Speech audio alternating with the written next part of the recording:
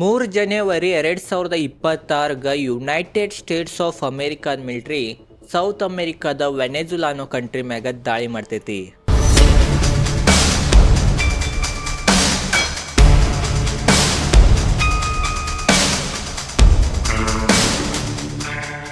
ವೆನೆಜುಲಾದ president ಆದ Nicolas ಮುಂಡೋರೋ ಮತ್ತು ಅವ್ರದ್ದು ವೈಫನ್ನು ಸಹ ವೆನೆಜುಲಾದಾಗಿಂದ ಎಬ್ಸ್ಕೊಂಡು US-ಗೆ ತೊಗೊಂಬರ್ತಾರ.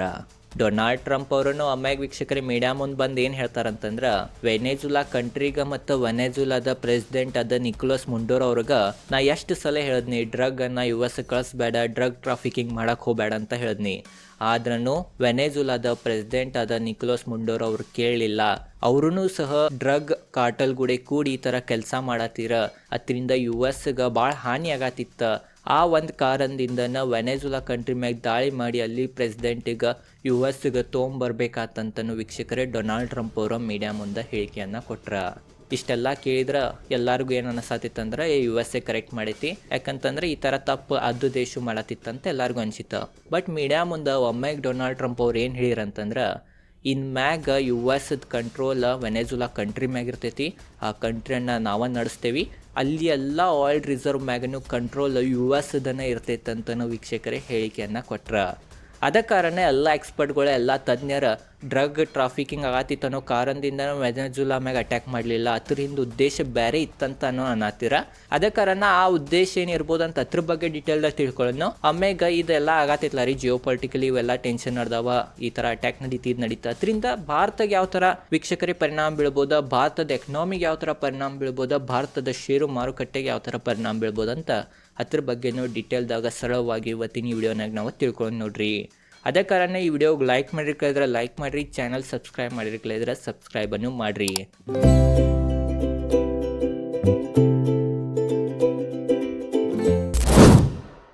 ನೋಡ್ರಿ ವೀಕ್ಷಕರೇ, ನಿಮ್ಮೆಲ್ಲರಿಗೂ ಗುರ್ತನೇ ಇರ್ಬೋದು, ಗುರ್ತಿರ್ಲಿಲ್ಲ ಅಂದ್ರೂ ತಿಳ್ಕೊರಿ.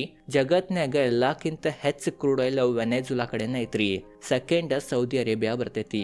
ವೆನೆಜುಲಾ ಕಡೆ 303 ಬಿಲಿಯನ್ ಬ್ಯಾರಲ್ ಅಷ್ಟು ವೀಕ್ಷಕರೇ ಕ್ರೂಡ್ ಆಯಿಲ್ ಐತಂತ್ರಿ. ಆ ಕ್ರೂಡ್ ಆಯಿಲ್ ಮ್ಯಾಗನ ಕಂಟ್ರೋಲ್ USA ವೀಕ್ಷಕರೇ ತಗೊಳ್ಳೋ ಸಂಬಂಧ ಈ ತರ ದಾಳಿ ಮಾಡೈತಂತ ಎಕ್ಸ್ಪರ್ಟ್ಗಳ ದೊಡ್ಡ ದೊಡ್ಡ ತಜ್ಞರ ಅನ್ನತಾರ್ರಿ.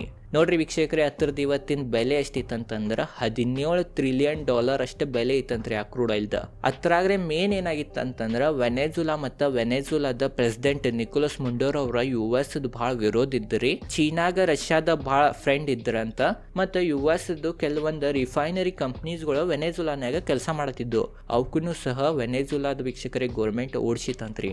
ಆ ಒಂದು ಸಿಟ್ಟನ್ನು ಡೊನಾಲ್ಡ್ ಟ್ರಂಪ್ ಅವ್ರಿಗಿತ್ತ, ಹತ್ತಿರದನ್ನ ಬದಲ ಈಗ ತೊಗೊಂಡಿರ್ಬೋದಂತನೂ ಎಕ್ಸ್ಪರ್ಟ್ಗಳು ಅನ್ನತಾರ. ಮತ್ತೊಂದು ಏನಂತಂದ್ರೆ ವೆನೆಜುಲಾ ಕಂಟ್ರಿನಾಗ ಕ್ರೂಡ್ ಆಯಿಲ್ ಅಷ್ಟೇ ಇಲ್ಲ, ಮತ್ತು ಬೇರೆ ಬೇರೆನೂ ವೀಕ್ಷಕರಿಗೆ ನೈಸರ್ಗಿಕ ವಸ್ತುಗಳಲ್ಲಿ ಸಿಗ್ತಾವ. ಅದ್ರಾಗ ಎರಡನೇದು ಎಲ್ಲಕ್ಕಿಂತ ಹೆಚ್ಚು ಏನಂತಂದ್ರೆ ನ್ಯಾಚುರಲ್ ಗ್ಯಾಸನ್ನು ಸಹ ವೆನೆಜುಲಾ ಕಡೆ ವೀಕ್ಷಕರೇ ಭಾಳ ಐತಿ. ಜಗತ್ತದ 34ನೇ ರ್ಯಾಂಕ್ನಾಗ ಬರ್ತೈತಿ ರೀ ನ್ಯಾಚುರಲ್ ಗ್ಯಾಸ್ ರಿಸರ್ವ್ನಾಗನು. ಅದ್ರ ಮ್ಯಾಗೂ ಈಗ ಕಂಟ್ರೋಲ್ US-ದನ್ನ ಆಗ್ತೈತಿ. ಆ ಒಂದು ಕಾರಣದಿಂದ US ಈ ಥರ ದಾಳಿ ಮಾಡಿರ್ಬೋದಂತ ಅನ್ನತಾರಿ ತಜ್ಞರ. ಮತ್ತು ಐರನ್ ಆರ್ ರಿಸರ್ವ್ನು $600 ಬಿಲಿಯನ್ ಐತಂತ್ರಿ. ಗೋಲ್ಡ್ ರಿಸರ್ವ್ನು ನೋಡ್ಬೋದು ನೀವು, ಆ ದೇಶನಾಗ 8,000 ಟನ್ ಗೋಲ್ಡ್ ರಿಸರ್ವ್ನು ಐತಿ. ಆ ಗೋಲ್ಡ್ ರಿಸರ್ವ್ ಮ್ಯಾಗನು ಈಗ ಕಂಟ್ರೋಲ್ US-ದನ್ನ ಆಗ್ತೈತ್ರಿ. ಮತ್ತೊಂದು ಏನಂತಂದ್ರೆ 160 ಟನ್ ಗೋಲ್ಡ್ ಸೆಂಟ್ರಲ್ ಬ್ಯಾಂಕ್ ಕಡೆ ಐತಂತ್ರಿ ವೆನೆಜುಲಾದ. ಈ US-ನ ಆ ದೇಶಕ್ಕೆ ಕಂಟ್ರೋಲ್ ಮಾಡೋದಂತಂದ್ರೆ ಅದನ್ನು ವೀಕ್ಷಕರಿಗೆ US ಕಡೆ ಡೈರೆಕ್ಟ್ ಹೋಗ್ತೈತಿ. ಮತ್ತೊಂದು ಏನಂತಂದ್ರೆ ಈಗೇನು ಜಗತ್ತ EV AI ಕಾಲ್ನಾಗ ನಡೆಯತೈತಿ, ಅದ್ರಾಗ ಎಲ್ಲಕ್ಕಿಂತ ಹೆಚ್ಚು ಡಿಮಾಂಡ್ ರಿಯರ್ ಅರ್ತ್ ಮಿನರಲ್ಸ್ ಕಡೆ ಭಾಳ ಡಿಮಾಂಡ್ ಹೋಗತೈತಿ. ಅದ್ರಾಗ್ರೆ ಚೀನಾ ಈಗ ಕಂಟ್ರೋಲ್ ಮಾಡಕ್ ಹೋಗತೈತ್ರಿ, ಅದಕ್ಕೆ ಹೆಚ್ಚು ಎಕ್ಸ್ಪೋರ್ಟ್ ಮಾಡೋದಿಲ್ಲ, ಜಗತ್ತಿಗೆಲ್ಲ ಆಟ ಆಡ್ಸತೈತಿ. ಅದ ಕಾರಣ US-ಗೆ ಅದು ಸೇರ್ವಾತ, ಚೀನಾ ಈ ತರ ಮಾಡತೈತಿ, ಚೀನಾದನ್ನು ನಾವು ಬದಲಾ ತಗೋಬೇಕನ್ನೋ ಕಾರಣದಿಂದ ಈ ತರ ಮಾಡಿರ್ಬೋದ. ಯಾಕಂತಂದ್ರೆ ವೆನೆಜುಲಾ ಕಡೆನು ರೇರ್ ಅರ್ತ್ ಮಿನರಲ್ಸ್ ಭಾಳ ಇದಾವ. ಅದ್ರಾಗ್ರೆ ಮೇನ್ EV ಮೊಬೈಲ್ನಾಗ AI-ನಾಗ ಎಲ್ಲಕ್ಕಿಂತ ಹೆಚ್ಚು ರೇರ್ ಅರ್ತ್ ಮಿನರಲ್ಸ್ ಬಳಸ್ತಾರ. ಅದ್ರ ಹೆಸರು ಏನಂತಂದ್ರೆ ಕೋಲ್ಟನ್ ಅನ್ನು ವೀಕ್ಷಕರೇ ವೆನೆಜುಲಾ ಕಡೆ ಭಾಳ ರಿಸರ್ವ್ ಐತಂತ್ರಿ. ಆ ಒಂದು ಕಾರಣದಿಂದನೇ USA ಈ ಥರ ವೆನೆಜುಲಾ ಮ್ಯಾಗ ಡ್ರಗ್ದ ಒಂದು ನೆವ ಹಿಡ್ಕೊಂಡು ದಾಳಿ ಮಾಡಿರ್ಬೋದಂತ ಎಕ್ಸ್ಪರ್ಟ್ಗಳ ತಜ್ಞರ ಅನ್ನತಾರ. ಇದ್ರ ಹಿಂದೆ ಉದ್ದೇಶ ಏನಿರ್ಬೋದಂತ ನಿಮ್ಗೆ ಈ ಒಂದು ಡೇಟಾಲೇನು ಗುರ್ತಾ ಇರ್ಬೋದಂತ ನನಗೆ ಅನಿಸ್ತೈತಿ. ಈ ಡೇಟಾ ಭಾಳ ಜನ ವೀಕ್ಷಕರೇ ತಿಳಿಸಿರಂಗಿಲ್ಲ, ಆದ್ರೂ ನಾ ಕಂಡಿಡಿದ್ನಿ. ಆದ್ರೂ ಈ ವಿಡಿಯೋ ಮುಖಾಂತರ ನಿಮ್ಗೆ ಡೀಟೇಲ್ದಾಗ ಸರಳವಾಗಿ ಗುರ್ತಾ ಇರ್ಬೋದಂತ ನನಗೆ ಅನಿಸ್ತೈತಿ. ಆ ಥರ ಮತ್ತೊಂದು ಏನಂತಂದ್ರೆ ಮತ್ತೆ ಕೆಲವೊಂದು ದೇಶಗಳಿಗೆ ಧಮಕಿ ಕೊಟ್ಟಾರ US ದವ್ರ. ಆ ಥರ ಮೇನ್ ಎಲ್ಲ ಆಲ್ಮೋಸ್ಟ್ ಸೌತ್ ಅಮೆರಿಕಾದು ಕಂಟ್ರಿಗಳು ಇದಾವ. ಮೆಕ್ಸಿಕೋ ಆಗಲಿ, ಪೀರು ಆಗಲಿ, ಚಿಲ್ಲಿ ಆಗಲಿ, ಬೋಲಿವಿಯಾ ಆಗಲಿ, ಇವೆಲ್ಲ ಕಂಟ್ರಿಗಳಿಗೂ ನೀವು ಹೆಚ್ಚು ಭಾಳ ಬಿಚ್ಚಬೇಡ್ರಿ, ಇಲ್ಲಿಕ ನಾವು ಮತ್ತೆ ಬರ್ತೀವಿ ಹಂಗಿಂಗಂತನೂ ಅವ್ರ ದೇಶಗಳಿಗೂ ವೀಕ್ಷಕರು ಹೇಳಿಕೆ ಕೊಟ್ಟಾರ. ಕೊಲಂಬಿಯಾ ಇಂಥವೆಲ್ಲ ಕಂಟ್ರಿಗಳಿಗೆ. ಅದರಿಂದನೂ ಮೇನ್ ರೀಸನ್ ಏನಿರ್ಬೋದು ಅನ್ನತ್ತಾರ ಅಂತಂದ್ರೆ ಇವೆಲ್ಲ ಕಂಟ್ರಿಗಳಿಗೂ ಅಂಜಿಸಾಕ ಮತ್ತು ಆ ದೇಶಗಳನ್ನಾಗನು ಕಂಟ್ರೋಲ್ ತೊಗೊಳ್ಳೋ ಸಂಭಾವನೆ ಭಾಳ ಹೆಚ್ಚೈತಂತ ಯಾಕೆ ಅನ್ನತ್ತಾರ ಅಂತಂದ್ರೆ ಎಕ್ಸ್ಪರ್ಟ್ಗಳು US ಈ ಥರ ಮಾಡ್ಬೋದಂತ ಯಾಕೆ ಅನ್ನತ್ತಾರ ಅಂತಂದ್ರೆ ಮೆಕ್ಸಿಕೋ ಏನು ಹೇಳಿದ್ನಿ ನಾ ಕಂಟ್ರಿ, ಆ ಕಂಟ್ರಿ ಕಡೆ ಎಲ್ಲಕ್ಕಿಂತ ಹೆಚ್ಚು ಸಿಲ್ವರ್ ರಿಸರ್ವ್ ಇದಾವಂತ್ರಿ. ಸಿಲ್ವರ್ ಪ್ರೈಸ್ ಯಾವ ಥರ ಇರತ್ತೈತೆ ಅಂತ ನೀವು ನೋಡಿರ್ಬೋದ, ಮತ್ತು ನಿಮಗೆ ಗುರ್ತನೇ ಇರ್ಬೋದ. ಎಲ್ಲಕ್ಕಿಂತ ಹೆಚ್ಚು ಮೆಕ್ಸಿಕೋನ ಎಕ್ಸ್ಪೋರ್ಟ್ ಮಾಡ್ತೈತ್ರಿ ಸಿಲ್ವರ್ ಜಗತ್ನಾಗ. ಎರಡನೇದ ಚೀನಾ ಬರ್ತೈತಿ. ಚೀನಾ ವೀಕ್ಷಕರು ಯಾವ ಥರ ಬೆಳೆಯತೈತಿ ಆ ಒಂದು ಸಿಲ್ವರ್ ರಿಸರ್ವ್ದಿಂದ ಜಗತ್ತಗನ್ನು ಆಟ ಆಡ್ಸತೈತಿ. ಅದು ಅಮೆರಿಕಾಕ್ಕೆ ಸೇರ್ವಾತ. ಆ ಒಂದು ಕಾರಣದಿಂದ ಮೆಕ್ಸಿಕೋನಾಗೂ ಕಂಟ್ರೋಲ್ ತೊಗೋಬೋದಂತ ಒಂದು ಅನಾಥರ ಎಕ್ಸ್ಪರ್ಟ್ಗಳು ತೊಗೋತಾರ ಬಿಡ್ತಾರ. ಅದು ಎಣ್ಣೆ ಮಾತ್ರ, ಯಾಕಂದ್ರೆ ಅಲ್ಲಿ ಸಿಲ್ವರ್ ರಿಸರ್ವ್ ಭಾಳ ಐತಿ. ಮತ್ತು ಪೆರು ಮತ್ತು ಚಿಲ್ಲಿ ಅಂತ ದೇಶಗಳ್ನಾಗ ಕಾಪರ್ ಭಾಳ ಐತಂತ್ರಿ. ಅದ ಕಾರಣ ಕಾಪರ್ ಕಂಟ್ರೋಲ್ ತೊಗೊಳ್ಳೋ ಸಂಬಂಧ ಆ ದೇಶನಾಗೂ ಈ ಥರ ಮಾಡ್ಬೋದಂತ ಅನ್ನತ್ತಾರ. ಮತ್ತು ಇದೇನು ಹೇಳಿನಿ ಬೋಲಿವಿಯಾ, ಈ ದೇಶನ ವೀಕ್ಷಕರೇ ಲಿಥಿಯಮದ ರಿಸರ್ವ್ ಭಾಳ ಐತಂತ್ರಿ. ಅದ ಕಾರಣ ಆ ದೇಶದ ಕಂಟ್ರೋಲನ್ನು ತೊಗೋಬೋದು USA. ಯಾವ ಥರ ವೆನೆಜುಲಾ ಮ್ಯಾಗ ತೊಗೊಂತ ಆ ಥರ ಅಂತನಾತಾರ.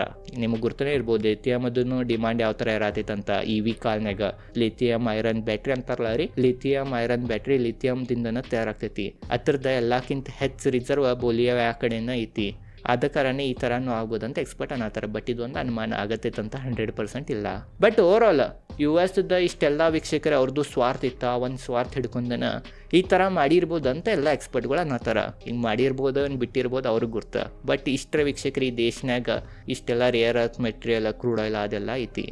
ಬಟ್ ಈಗ ಇದರಿಂದ ಭಾರತಕ್ಕೆ ಯಾವ ಥರ ಪರಿಣಾಮ ಬೀಳ್ಬೋದು ಅದ್ರ ಬಗ್ಗೆ ತಿಳ್ಕೊಳ್ಳೋಣ. ನೋಡ್ರಿ, ಭಾಳ ಎಕ್ಸ್ಪರ್ಟ್ಗಳು ಏನು ಹೇಳಿಕೆಯನ್ನು ಕೊಡತ್ತೀರಂತಂದ್ರೆ US ವೆನೆಜುಲಾ ಮೇಲೆ ಅಟ್ಯಾಕ್ ಮಾಡಿದ್ರಿಂದ ಕ್ರೂಡ್ ಆಯಿಲ್ ಪ್ರೈಸ್ ಹೆಚ್ಚಾಗ್ಬೋದು ಅಂತ ಎಲ್ಲ ಎಕ್ಸ್ಪರ್ಟ್ಗಳು ಅನ್ನತ್ತೀರ. ಬಟ್ ವೀಕ್ಷಕರೇ ನೋಡ್ಬೋದ ಕ್ರೂಡ್ ಆಯಿಲ್ ಪ್ರೈಸ್ ಏನು ಹೆಚ್ಚಾಗಿಲ್ಲ. ಮೊದಲು ಎಷ್ಟಿತ್ತು ಅಷ್ಟೇ ಐತಿ. WTI ಕ್ರೂಡ್ ಆಯಿಲ್ ನೋಡ್ಬೋದ $57 ಸಮೀಪ ಟ್ರೇಡ್ ಮಾಡತೈತಿ. Brent crude oil per barrel $61 ಕಡೆನ ಸಮೀಪ ಟ್ರೇಡ್ ಮಾಡತೈತಿ. ನೋಡ್ರಿ, ಇದರಿಂದ ಕ್ರೂಡ್ ಆಯಿಲ್ ಪ್ರೈಸ್ ಹೆಚ್ಚಾಗ್ತೈತೆ ಅಂತ ನನಗೂ ಅನ್ಸಂಗಿಲ್ಲ. ಯಾಕಂತಂದ್ರೆ ಈಗ ಏನು ವೆನೆಜುಲಾ ಕಂಟ್ರಿ ನಡ್ಸತ್ತಿತ್ತ ನಿಕೋಲಸ್ ಮಂಡೂರ್ ಅವ್ರ ಕಡೆ ಭಾಳ ಕ್ರೂಡ್ ಆಯಿಲ್ ಇತ್ತು. ಬಟ್ ಆ ಕ್ರೂಡ್ ಆಯಿಲನ್ನು ಯಾವ ಥರ ರಿಫೈನ್ ಮಾಡಿ ಪೆಟ್ರೋಲ್, ಡೀಸೆಲ್ ಈ ಥರ ಎಲ್ಲ ಯಾವ ಥರ ಮಾಡೋದಂತ ಅವ್ರಿಗೆ ಗುರ್ತಿಲ್ಲ ಇತ್ತು. ಮತ್ತು ಭಾಳ ಕಡಿಮೆ ಮಾಡ್ತಿರಂತ. ಮತ್ತು ಅವ್ರ ಕಡೆ ಏನು ಮಷಿನ್ಗಳು ಇದ್ದವು 50 ವರ್ಷ ಹಳೆ ಮಷಿನ್ಗಳು ಇದಾವಂತ. ಅದ ಕಾರಣ ರಿಫೈನ್ ಭಾಳ ಮಾಡೋಕ್ಕಾಗತ್ತೈತ. ಅದು ಕ್ರೂಡ್ ಆಯಿಲ್ ರಿಸರ್ವನ್ನ ಎಲ್ಲಕ್ಕಿಂತ ಹೆಚ್ಚು ರಿಸರ್ವ್ ಐತಿ. ಆದ್ರೆ ವೀಕ್ಷಕರೇ ಅದನ್ನು ರಿಫೈನ್ ಮಾಡೋಕೆ ಆಗತ್ತೈತ. ಅಂದ್ರೆ ಸರಳವಾಗಿ ನಾವು ತಿಳ್ಕೊಬೇಕಂತಂದ್ರೆ ಇವ್ರ ಕಡೆ ವೀಕ್ಷಕರೇ ಗೋಧಿ ಹಿಟ್ಟರೆ ಐತಿ, ಭಾಳ ಗೋಧಿ ಹಿಟ್ಟೈತಿ. ಬಟ್ ಚಪಾತಿ ಮಾಡೋಕೆ ಇವ್ರಿಗೆ ಬರವಾತಾಗಿತ್ತ. ಬಟ್ ಈ US ಕಂಟ್ರೋಲ್ ವೆನೆಜುಲಾನಾಗ ಬಂದಿದ್ರಿಂದ ಈಗ ವೀಕ್ಷಕರೇ US ಚಪಾತಿ ಮಾಡಕ್ಕೆ ಬರ್ತೈತಿ, ಕ್ರೂಡ್ ಆಯಿಲನ್ನು ರಿಫೈನ್ ಮಾಡಕ್ಕೆ ಬರ್ತೈತಿ. ಅದ ಕಾರಣ ಈಗ ರಿಫೈನ್ ಮತ್ತು ಜಗತ್ನಾಗ ಭಾಳ ಹೆಚ್ಚಾಗ್ತೈತಿ. ಅದ ಕಾರಣ ಸಪ್ಲೈ ಹೆಚ್ಚು ಬರೋದ್ರಿಂದ ಕ್ರೂಡ್ ಆಯಿಲ್ ಪ್ರೈಸ್ ಹೆಚ್ಚಾಗ್ತೈತೆ ಅಂತ ಅನ್ನಕ್ಕೆ ಬರಂಗಿಲ್ಲ. ಅದ ಕಾರಣ US ವೆನೆಜುಲಾ ಮ್ಯಾಗ ವೀಕ್ಷಕರಿಗೆ ಕಂಟ್ರೋಲ್ ತೊಗೊಂಡಿದ್ರಿಂದ ಕ್ರೂಡ್ ಆಯಿಲ್ ಮ್ಯಾಗ ಯಾವುದೂ ಹೆಚ್ಚು ಪರಿಣಾಮ ಬೀಳ್ತೈತೆ ಅಂತ ನನ್ಗೆ ಅನ್ಸಂಗಿಲ್ಲ. ಅದ ಕಾರಣ ಯಥಾಸ್ಥಿತಿನ ಕ್ರೂಡ್ ಆಯಿಲ್ ಪ್ರೈಸ್ ನಡೆದೈತಿ ಜಗತ್ನಾಗ ಅಂತ ನಾವು ಅನ್ಬೋದ. ಮತ್ತೊಂದು ಏನಂತಂದ್ರೆ ವೆನೆಜುಲಾ ಕಂಟ್ರಿದ ವೀಕ್ಷಕರ ಎಕನಾಮಿ ಮೊದಲ ಭಾಳ ಡೆಡ್ ಆಗಿತ್ತ. ಮೊದಲೇ ಎಲ್ಲ ವೆಸ್ಟರ್ನ್ ಕಂಟ್ರೀಸ್ಗಳೆಲ್ಲ ಮೊದಲ ಭಾಳ ಸ್ಯಾಂಕ್ಷನ್ಗಳನ್ನು ಹಚ್ಚಿರ. ಅದ ಕಾರಣ ಇಂಥ ದೇಶನಾಗ ಈ ಥರ ಆದ್ರೂ ಏನೂ ಹೆಚ್ಚು ಕೆಟ್ಟ ಪರಿಣಾಮ ಭಾರತದ ಅಂಥ ದೇಶಕ್ಕೆ ಬೀಳಂಗಿಲ್ಲ ಅಂತನೂ ನಾವು ಅನ್ಬೋದ.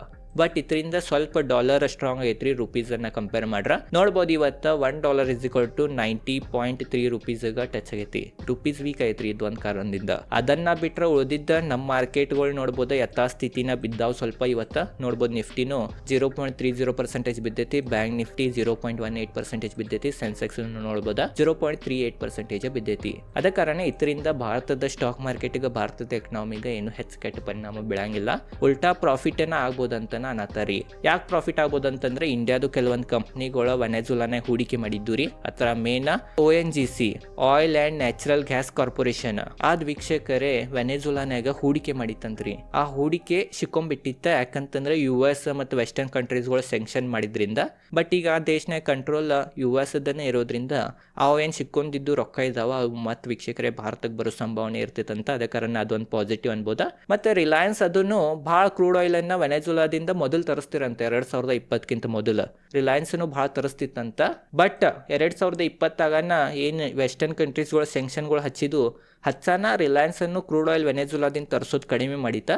ಈಗ ಅಲ್ಲಿ ಮತ್ತೆ US ಕಂಟ್ರೋಲ್ ಬಂತಂದ್ರೆ ಮತ್ತೆ ರಿಲಯನ್ಸ್ ಅಲ್ಲಿಂದನೂ ಕ್ರೂಡ್ ಆಯಿಲ್ ತರಿಸ್ಬೋದಂತ ಅನ್ನತ್ತಾರ. ಅದ ಕಾರಣ ಅದು ಒಂದು ಪಾಸಿಟಿವ್ನ ಅಂತ ನಾವು ಕನ್ಸಿಡರ್ ಮಾಡ್ಬೋದು.